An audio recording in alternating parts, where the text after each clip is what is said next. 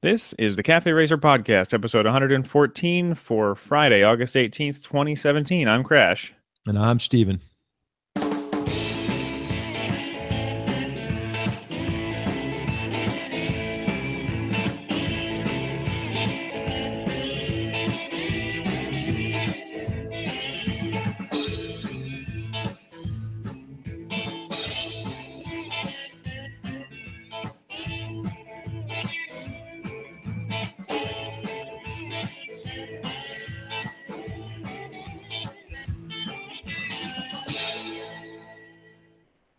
All right, man. So I don't know why my camera like refocused during the song, and I thought for a second that like I was seeing blurry because the screen was I weird thought you looking. just personally went out of focus. I didn't realize it was your camera. Yeah, kind of a little fuzzy around the edges. Right. So how you been, man? Pretty good, real busy. I don't know if I've mentioned it on the show, but I was taking a college class on French culture and society, and I had my last 2 weeks all done. So I had like a 5-page paper to write last week and my final exam this week. So Why would is that like a class that you had to take? I don't understand yeah, that. I either had to take a language class or a culture and society class, and since I'm doing it all online, I chose to take the culture and society one. I took one on like uh India and the area around that like Yeah. a couple months ago, and then this one was on France. So I'm all done with that uh, requirement, for my I'm sure it degree. was probably interesting, right? It was, it was definitely. I learned a lot about France that I had no idea about. Um, that I would not probably have ever learned in any other setting. So But it's funny yeah, because you think sometimes, like, when I remember I took a class in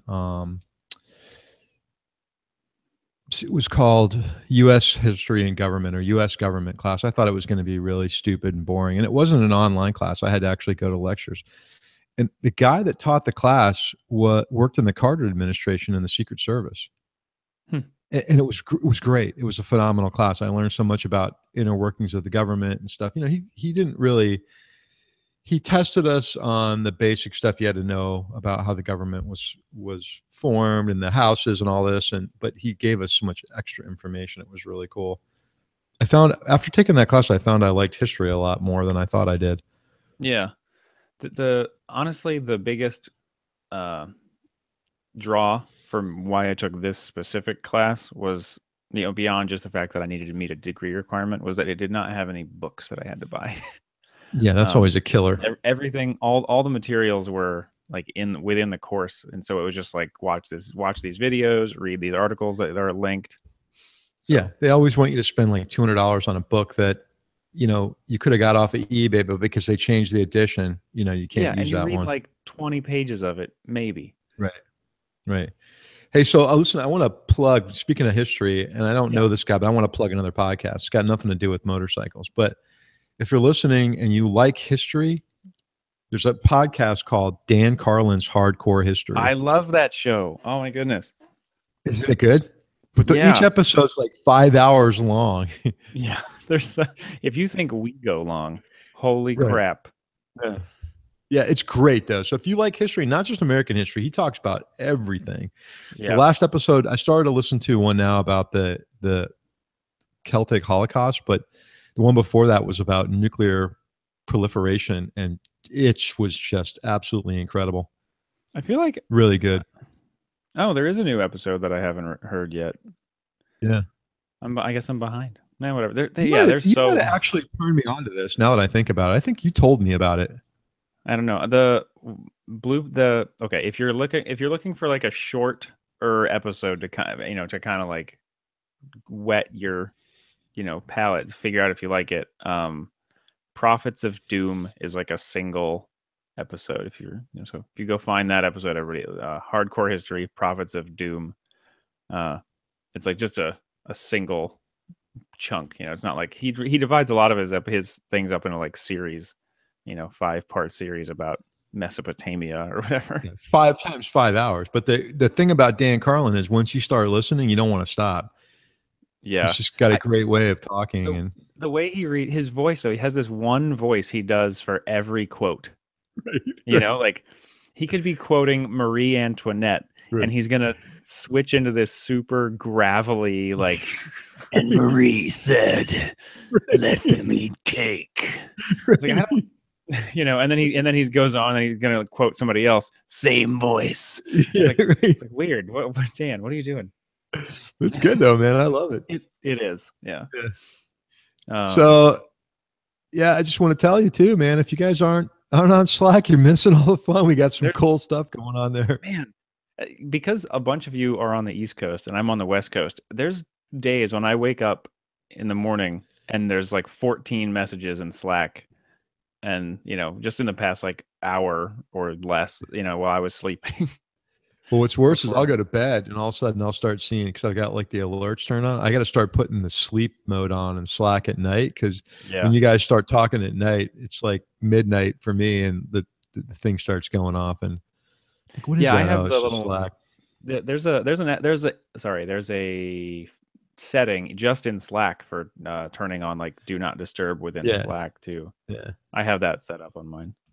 So there was a post that Scott put from Aim and Moto about the ride we did Saturday, and I had a lot Yeah. of fun with those guys. It was funny because he cut this whole part out of that first episode, but when they came, the reason that they went from the McDonald's parking lot. So just to give you a quick synopsis, we did an MSTA ride up to Melbourne from South Florida, like a 2-hour ride up, and Scott and Doug came up to meet me, and I was supposed to meet him at a McDonald's in Jupiter, and we were going to head right on the road, but the battery was dead in the KTM. And That's no good. yeah, I didn't realize how much of a parasitic drain there is on that bike. Typically I've been riding it like at least weekly, if not more, but it's been a while since I moved everything over to like the garage I've got. So I put it on a trickle charger. I've got one that's got a boost setting for 4 amps, and I could see it started out at like 9.8 volts, and then it went up and went up, and those guys showed up, and it just wasn't getting enough. So Doug's like, why don't we try to jumpstart it? And I'm like, I've always heard that you can't do that. So we just changed out a fuse. And so what we did was we took 2 of the SAE adapters to alligator clips, went SAE to SAE. Yeah. And then took the alligator clips, attachment to the alligator clips for a regular set of jumper cables, and started right up. Yeah. Luckily, I didn't change the fuse in my SAE adapter, so it had enough to start the bike, and then fried the fuse, which was fine. It was like the 7.5 amp fuse, which probably protected the circuit. Yeah. So we went on the ride. We had a really good time, and then they helped me record a video for Cycle Pump, and you can check that out on our YouTube page. We did a quick little demo of the Cycle Pump and the Cycle Pump's Easy Air gauge. Because the bike had been sitting so long, I noticed that both tires were low through the TPS, and I didn't want to stop after having already stopped for gas. We were already like a half hour running late to get to where we were going. So after we had breakfast, we did a quick little video on that. And you can check it out on our YouTube channel, which is look for Cafe Racer Podcast, or on Scott's, which is Aim and Moto, AMENMOTO, Aim and Moto Motorcycle Adventures. And that's kind of cool. I have one of those Cycle Pumps as well. So yeah, we were kind of, the thing is, people will say, well, it's a lot of money. It's $100. Now they make one called an Expedition Series. It's kind of armored. It's a little bit more money, but you can go and spend between $30 and $70 for a pump that may be a little bit lighter or be a little bit faster. The difference between these pumps and Cycle Pump is Cycle Pump's guaranteed for life. Yeah. And they made that retroactive. Dave Peterson, who owns Cycle Pump, any pump that was already out there, when he came out with the lifetime warranty, he retroactive that to all the pumps that were already out in the field. So to me, that's just a great business practice, a really reputable company. I know that anytime I've had an issue with something, they were really quick it was just like a part that went bad that they replaced. So I'm real happy with that thing. Not to mention all the other crap that they make too. So yeah, I've got a few things. I've got the Cycle Pump, and then I've got that bead breaker, like the tire changer kit. I'm gonna take that. I'm gonna probably break that out. I don't think I've talked about it on the show. Jess got a different bike. Oh really? I think I saw that. What exactly is that now? She has so I guess to give a little backstory, the Suzuki it's still just a little bit tall for her to feel comfortable. And then she also just kind of there was just some anxiety about that bike, you know, because I guess she dropped it a couple times, and it's when it's not really really warmed up, it just dies pretty easily. It'll just stall out. And so she was, just feeling like anxious about, is the bike just going to quit on me? Uh, and so we are like, well, maybe we should just see if we can find something even smaller that, you'll be a little more confident on. And we found this 1991 Honda Nighthawk 250 on Craigslist for like $800. It's got the funny thing about it's got these dual sport tires on it. And I Mhm. guess the guy that had it was his first bike, but he took it on these trails all the time. So this thing is beat up. Like there's like an inch long gash in the exhaust pipe right before one of the mufflers. So it sounds like a lawnmower when you got it going. It's it's funny. I mean, the engine runs super smooth. She's already ridden it, 3 or 4 times around our parking lot, and she feels way more confident now. So What does she think about the bike in general? I mean, besides, it's probably, like you said, definitely more comfortable for her. yeah, she's a lot happier with the comfort level.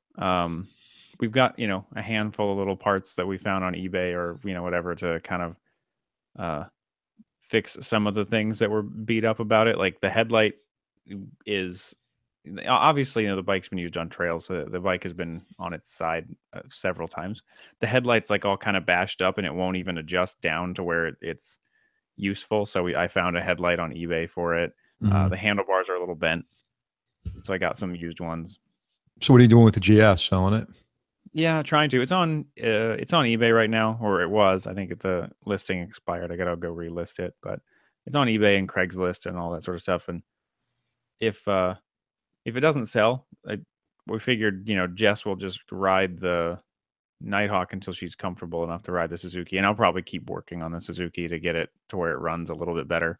Mhm. It runs fine enough for me to ride it to work, but I'm an experienced rider. I don't get What's the issue you with know. it that's not running right? Just Um, carburation or? I don't know if maybe the valves are out of adjustment too, but like I said, so when it starts up, it definitely takes a while to warm up, Mhm. and I don't know how much of that is acceptable and how much of that isn't. Um, but then also, I noticed a few weeks ago, I rode it to work and back, and when I was coming back, the idle was hanging. Like it might have like an intake manifold leak or something. Because when it gets really warm, uh, the bike will idle down to like 3,000 and then really slowly come down from there. So it like kind of gets hung up right there. Hmm. Yeah. Yeah, it could be valve too, but just I I wouldn't don't be know. surprised if the valves were out of adjustment. I'd probably feel better regardless if I just checked them and got them adjusted properly. I'm wondering if because it's taken so long to warm up, the intake valves are on the loose side. Yeah, maybe. Yeah. So Um, the other thing, that bike looks really cool that she got in the pictures. I like the way it yeah. looks. Yeah. And the guy that sold it had a second set of wheels and street tires to go on it. Mhm. So we're gonna break out the cycle pump and the little bead breaker thing one of these days and pop the dual sport tires off of it and put the street tires on. Swap out the street tires. Yeah, that'd be cool.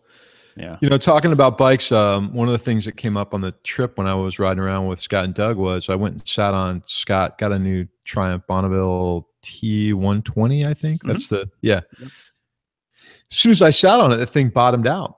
I mean, like went all the Yeah. way to Yeah. the I saw. ground. I saw that mentioned in Slack yesterday. Yeah. And I said something to him and he's like, yeah, it's a really uncomfortable ride. He goes, every time I go over a bump, it's pretty jarring. And I said, well, you got to set the preload. And I noticed the preload was all the way out.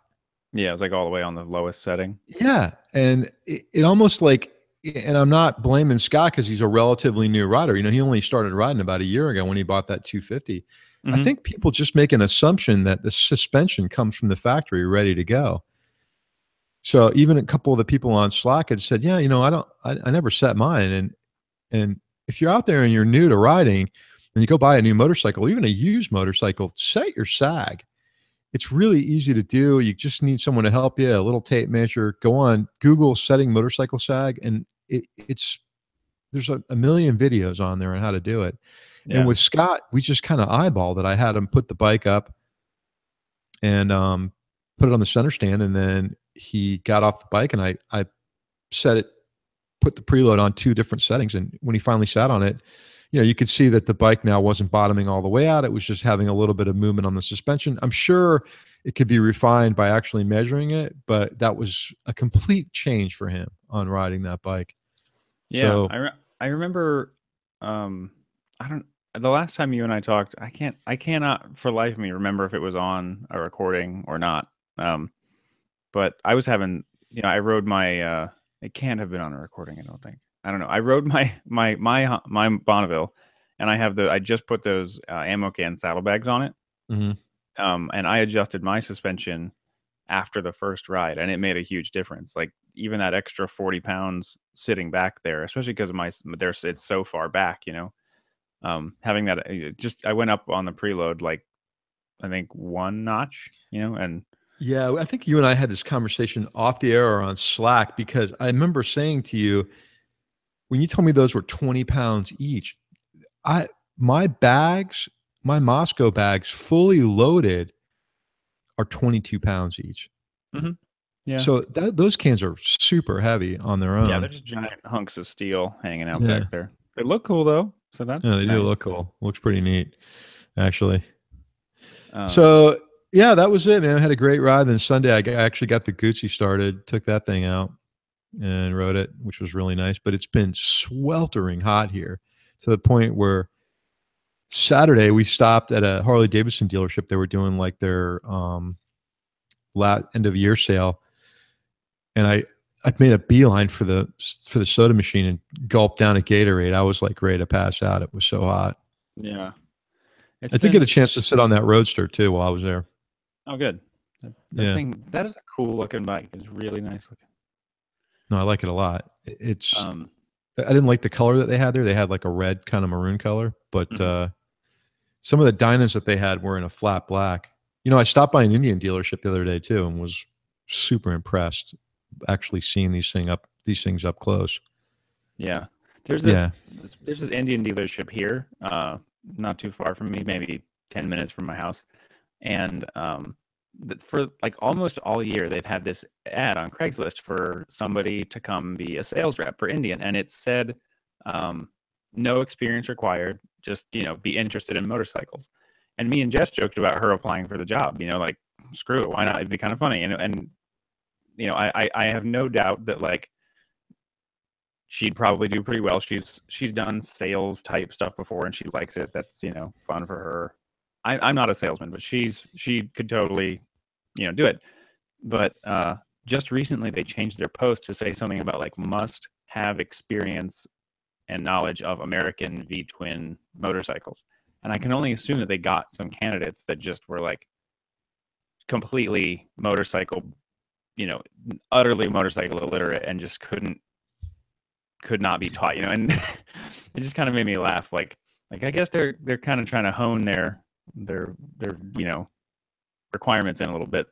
Yeah, I don't know what they were thinking with that. Yeah. That's a disaster. I also don't know what do they mean by must have knowledge of American V twin motorcycles? Like, Well, do they more than want them likely, to go ahead?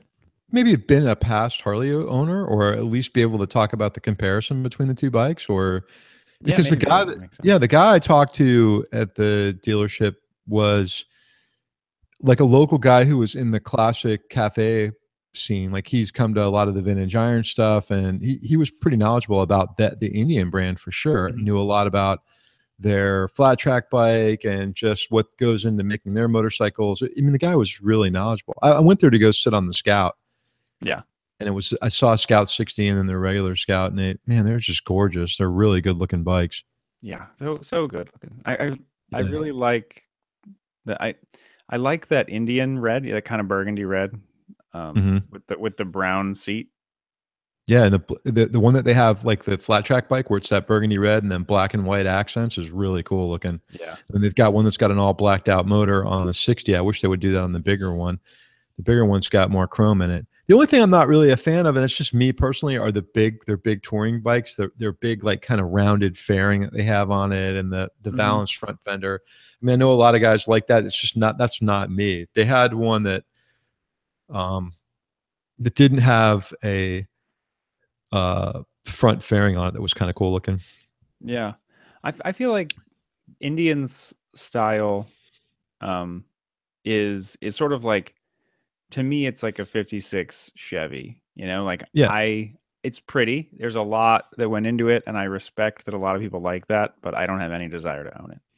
No, no, I The feel the exact Scout same is, way. you know, a totally different thing. I think it's a really great looking bike, but the bigger bikes with their big fairing, there's people, yeah, that are totally into that, and I love that. I do I appreciate that the the design aesthetic has kind of stayed, you know, with the big fender and the chief, the Indian head on the Yeah, no, that's front cool. I mean, fender. I think it's really neat. It's just not my cup of tea. I like a Yeah. Harley Street Glide. You know, I like the lines on the Street Glide better. Hmm. Kind of more modern looking.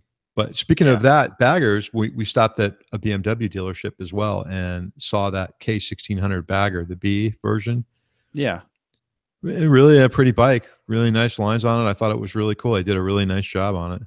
Is that that same one that we saw at AIM like a couple years ago? Or like was that, you know, is that like a concept? Is that one like the That was a result of a concept bike that we saw. uh-huh. Yeah, this was the actual production version of it, and they did a really nice job on it. It looks really neat. I like it actually better than the Goldwing. But then again, it's a Okay. BMW Yeah, too. I remember Yeah. this now. Yeah. Just less ugly than that concept thing.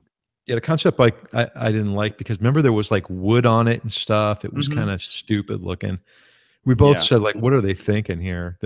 Yeah. And then I remember, you know, Spencer was there and this lady was like, "That bike was designed by Roland Sands. You should have some respect." right. She got mad at him for not liking Yeah. it. We were like, "Okay." Yeah, tell Um, Roland to go pound sand. We don't right? care. Like, I mean, good for him. right. Uh, but I still think this bike is ugly. right. Mhm. Right. Yeah, the concept bike was gross, I thought. No, Yeah. the production bike looks pretty cool. I got to sit on the R9 Racer, and Yeah, the R9T racer. yeah, you're pretty stretched out on that bike, man. Those clip-on Yeah. bars are extreme. It's like a Paul Smart Ducati, you know? Yeah. It has a lot. It has that style for sure. Like it looks a lot like one too. It's a Then again, I mean, I badass guess looking every bike. family racer kind Yeah. of looks like that. They had the GS version of it there too, which was pretty cool. I really love that bike, the Urban GS. Yeah. Yeah, it was neat. That bike would have been a little bit better if they just put a little bit longer suspension on it. It would have been a really great bike for like in the scrambler class. I just think I don't know. To me, it's still a little tight on the suspension for taking it on Yeah, and trails and maybe stuff. like, I don't know, $2,000 or $3,000 less expensive. Yeah, it's the same thing with the. Well, I mean, it's the same price point as a Thruxton R, right? Is it really now? Man, Triumph, you suck too. Yeah, yeah. Those Thruxton R things is are it. so expensive now. I know, and it's a cool bike. I like it a lot. If that bike was like 11 grand, I Hmm. might be thinking about taking on another bike payment. You know? Yeah, that's kind of where I'm at. Like, I mean, I'm not in a place where I could buy another bike right now. I have three in my garage, but uh, yeah, like the price on the R9T has always been just a little bit too much. Yeah, yeah. I mean, there's the I wasn't super impressed by it when I rode it too. Mhm. Like it wasn't. I think I had more fun riding a Triumph than I did riding that. Yeah, And if I had to line up the three bikes style wise, and it was that the Thruxton R and the Moto Guzzi V7, you know, the V7 is obviously the most underpowered of all of them, but I just love the styling of that bike. The yeah. Thruxton R is killer, especially with the little cafe, you know, screen on it, the fairing. Hmm. Um, and probably the one that you're going to be able to find the most aftermarket support for when it comes to engine work. Don't you agree? Yeah, probably. I mean, Yeah.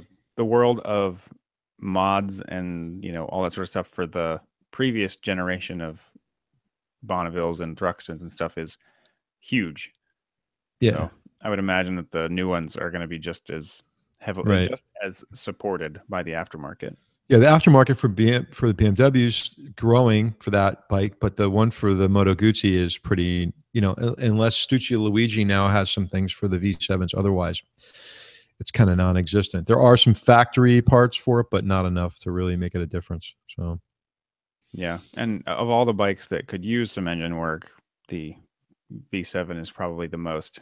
yeah, it's like 38 horsepower or something. It's crazy. I mean, I don't know why they wouldn't have taken the motor from the V9 and at least put that motor in that chassis as a different offering, but I don't know. Yeah, I or think maybe Moto maybe they'll do a Guzzi's. Griso, or maybe they should do a Griso that looks like a V7. Oh, can you imagine a Griso Cafe style bike? That would be Yeah, killer. that engine is so good. Yeah, that would be killer. So, what do we got? Well, we're doing kind of a shorter episode today. For those of you that watch on YouTube, you're going to have to go to iTunes or wherever you find the podcast to caferacerpodcast.com, because we have two interviews. Can you talk about the interview you did with the Brazilian guy? Yeah, Juan Carlo. So what happened was happened to be at a restaurant, and I kind of mentioned this, and drove by this parking lot and saw this BMW GS that had a wrap on it, and immediately I thought it was like one of the Thomas's bikes, Simon and Lisa Thomas, to ride the world. So I like spun around, went back and took a look at this bike and found out, no, man, this guy's from Brazil and he's got all these trips labeled on his top box that were all about 20,000 plus kilometers each individual trip. And some were like through the Middle East, some were like through Asia. It was really cool. And the decal on his bike said that they were currently on a trip to the US going to Alaska. So I left a little business card and saying a little note saying, hey, I wanted to interview him for the show. And a couple of days later, I got an email back from the guy in Portuguese. So I used Google Translate and we kind of emailed back and forth and set up a time and place for an interview. And it turns out that a small little local motorcycle shop, the guy there who's also Brazilian, where I saw this bike is a kind of small Brazilian community in South Florida. So he might have been there visiting family or friends, but the guy that owned the shop, his name was Joe Bell, and the shop was X Moto in Deerfield Beach, and he spoke English, and so I ended up talking to him on the phone the day we did the interview, and he acted like the translator. So in the interview, you'll hear me talking to. There was another guy there named Junior, who was riding on the trip with Juan Carlos, and I think I'm saying his name right. But I think that's what you said before, yeah. Yeah, this guy Joe Bell did all the translating, and so we were kind of like sitting at outside. And there was a bunch of people around. The audio quality hopefully is good because I used like a kind of the little like Phil calls it the R2D2 recorder, a little H2 zoom. But the guy he's been all over the world. It's really great. And he does these trips split up with like a 2 or 3 year period break between them. And it was really interesting. It was a great interview. I really thought the guy was pretty cool. So that's how that one got. Nice. And then, so that'll be the first interview. And then it'll pretty much roll right into an interview that you and I did with Mark Kincart from Climb Motorcycle Gear, or Climb, Gear, talking about, kind of where they're going, some of their new offerings, and just kind of just talking about, their 626 line of products as well. They just so you guys, we've kind of talked about this back and forth a little bit, and it's going to be coming up real soon here. We're going to be running a contest. I just want to mention it one more time. We've got a bunch of stuff to give away, but one of the things we are giving away is Climb's 626 Drifter jacket, which is in a 2XL. Just so you know, it's a big jacket, but this is a great jacket. It's a wax cotton with impregnated. Well, Mark said it's nylon, wax nylon. I think it's a blend of cotton and nylon because on the website it does say wax canvas. It comes with D3O armor. It's brand new, beautiful jacket. I wore it a couple times for the tests in the article, but what I'm going to tell you is, if you become a Patreon supporter, you get 2 shots at winning the stuff from now on. Yeah. Right? Yep. I'm gonna try to do things a little bit differently with like a sort of like a form for you to fill in all your information on the website. That way, it's easier to capture the information for the contest, and then yeah, if you're a Patreon supporter, you'll get twice as many chances to win. So check us out on Patreon. You can Yeah. look for Cafe Racer Podcast on there, right? And it comes up. Yep. Patreon.com/Cafe Racer Podcast. All right. What else? Anything other announcements we got before we start these? I can't think of anything. So the interview we recorded, we talked about, the stuff from Climb, and then Mark sent me the Revener jacket to try out. I got that in the mail just the other day. What'd you think? It's really nice. I really like the quality of it. It's the one that he sent me is a little too big, so I emailed him back to see if I could trade out for a medium instead of a large. Mm-hmm. It's just, when I looked at the size chart, I'm like right in between medium and large. So one thing about Climb is it's American cut, right? It's not a European cut jacket. The jackets and pants and everything are American cut. Yeah, like So they're not. gonna, and it's not meant to be like a form-fitting, garment anyway. So right. But I really like the feel of it. It was the blue one, and I didn't. From the pictures online, it looks better in person for sure. So let's see. You can find us at caferacerpodcast.com. We're on all the social medias if you just look for Cafe Racer Podcast. And then, by the next episode, we will actually have stuff, firm stuff to announce for the contest. Yeah, because we're just I know we've been kind of plugging this, giving stuff away for a few episodes, and just got to work out the last few details, which I will do this weekend, and then we'll be ready to go. All right. Perfect. All right. Well, stay tuned for the 2 interviews. If you're watching us on YouTube, go find the audio versions of this show so you can listen to those interviews. Without further ado, get out and ride. See ya.